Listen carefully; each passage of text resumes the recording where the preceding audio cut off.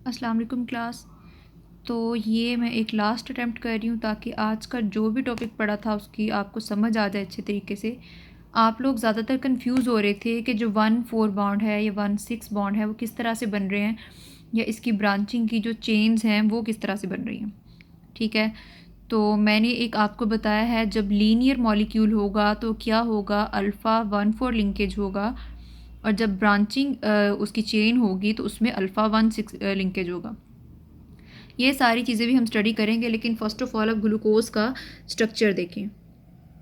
Glucose का structure है, इसमें एक ऑक्सीजन मॉलिक्यूल है, ये कार्बन नंबर 1 है, ये इसका कार्बन 2 है, कार्बन नंबर 3, 4, 5 एंड 6। जब हम ग्लूकोज़ की बात करते हैं तो ये स्ट्रक्चर जो है ग्लूकोज़ का जो कि हमारी बॉडी में होता है, या ग्लूकोज़ का ये स्ट्रक्चर है। ठीक है, इसमें ऊपर एच है, नीचे ओ एच अटैच है, एच है, ओ एच अटैच है, यहाँ पे शफलिंग हो जाती है, ओ एच ऊपर आ जाता है, एच नीचे आ जाता है। ये ग्लूकोज का एक मॉलिक्यूल है। ठीक है, और जब हम बात करते हैं ग्लूकोज 6 फॉस्फेट की, तो इसका क्या मतलब होता है कि 1 2 3 4 5 6 इस जगह पे आके एक फॉस्फेट ग्रुप अटैच हो जाता है, जिसकी वजह से उसको हम कहते हैं ग्लूकोज 6 फॉस्फेट। जैसा कि मैंने इसमें यहाँ पे इसको किया हुआ है ऐसे, ये देखें।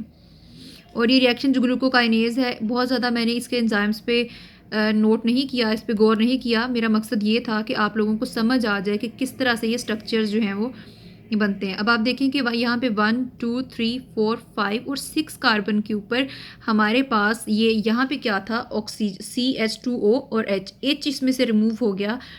H रिमूव होने के बाद उसकी जगह पे ये हमारे पास एक जो है वो फॉस्फेट अटैच हो गया। ठीक है, ये एक फॉस्फेट अटैच हो गया किस पोजीशन पे, 6 पोजीशन पे। अब इस ग्लूकोज को हम क्या बोलेंगे, ग्लूकोज 6 फॉस्फेट। ठीक है, अब इसका क्या नाम है, ग्लूकोज 6 फॉस्फेट। सिमिलरली अब हमने जब नेक्स्ट स्टेप होता है उसमें हमें पता है ग्लूकोज 6 फॉस्फेट से हमारे पास बनता है ग्लूकोज 1 फॉस्फेट। उसमें क्या होता है वो मैंने आपको इंजाइम्स और रिएक्शन सारे बताए हुए हैं। ये मकसद आपको सिर्फ स्ट्रक्चर समझाने का है। ठीक है, यहाँ पे देखिए आप 6 पे बैक वही पोजीशन आ जाती है, या बैक पे वही जिस तरह हमारा ग्लूकोज का कार्बन स्ट्रक्चर होता है। ठीक है, बिल्कुल एज इट इज़ इसी तरह हो जाता है। और ये जो होता है हमारा ये वाला मॉलिक्यूल, ये फॉस्फेट जो है, ये अब यहाँ पे 1 वाली साइड पे शिफ्ट हो जाएगा। यहाँ पे देखें, ठीक है, ये कार्बन नंबर 6 पे था, अब ये यहाँ पे जो फॉस्फेट का ग्रुप अटैच था वो यहाँ से होके यहाँ पे आ गया। जो है यहाँ पे OH लगा हुआ था, H इसका भी निकल गया, उसकी जगह पे ये फॉस्फेट ग्रुप आ गया। P double bond O negative, O negative, ये हमारे पास एक फॉस्फेट ग्रुप होता है। अब इस पॉइंट पे क्या होगा, जब हमारे पास ग्लूकोज 1 फॉस्फेट बन गया, इस पॉइंट पे UTP ऐड होगा। UTP ऐड होगा, UTP यानी कि अगर इसमें देखा जाए हमारे पास तो U है, साथ में 3 फॉस्फेट समझ लें अटैच है, ये 2 फॉस्फेट निकल गए, अब ये UTP बन गया।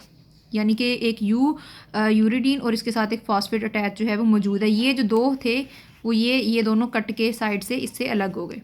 ठीक है, अब सिर्फ क्या बचा, अब ये स्ट्रक्चर बचा, एक U है, एक शुगर है और एक ही फॉस्फेट है। ठीक है, क्योंकि 2 तो इसमें से निकल गए, यहाँ पे 3 फॉस्फेट थे, 1 2 3, 2 जो निकल गए, अब एक फॉस्फेट बचा। और ये जो यूरिडीन है, यूरिडीन मोनोफॉस्फेट भी इसे हम बोलते हैं, कि एक फॉस्फेट वाला ये ग्रुप बन गया।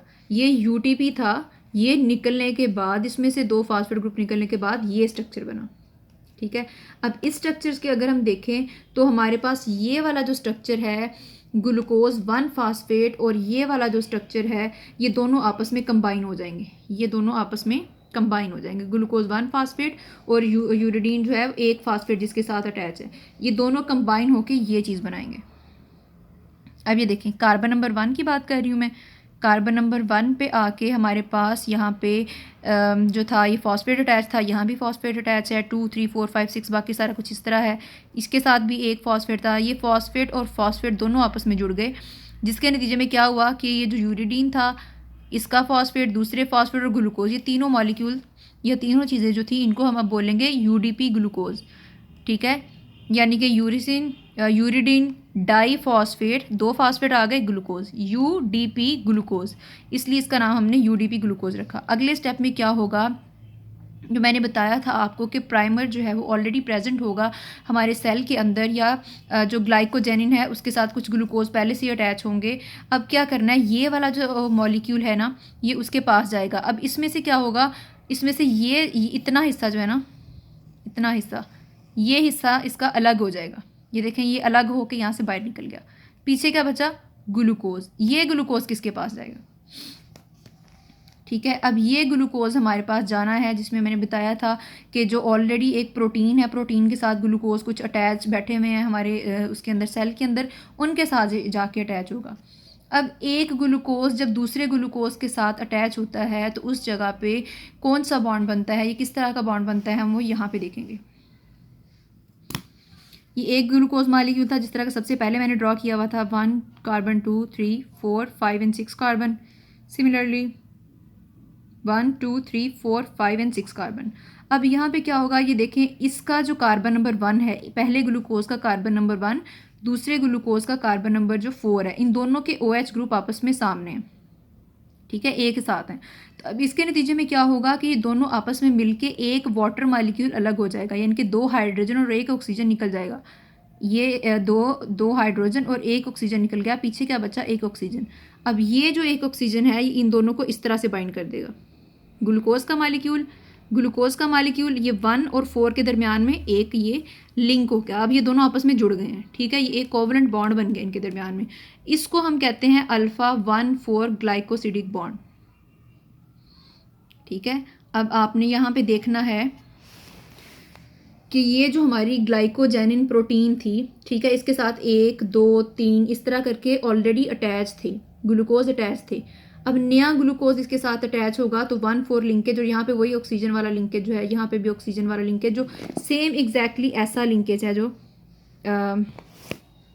इस तरह का लिंकेज है, ठीक है, इस तरह का लिंक जो है इन दो ग्लूकोज के दरमियान में बनता जाएगा। अब जो भी ये यूडीपी से, ये यूडीपी तो निकल गया था, यहाँ पे जो ग्लूकोज बचा वो यहाँ पे आके इस मेथड के ज़रिए, इस तरीके के ज़रिए इनके साथ अटैच होता गया।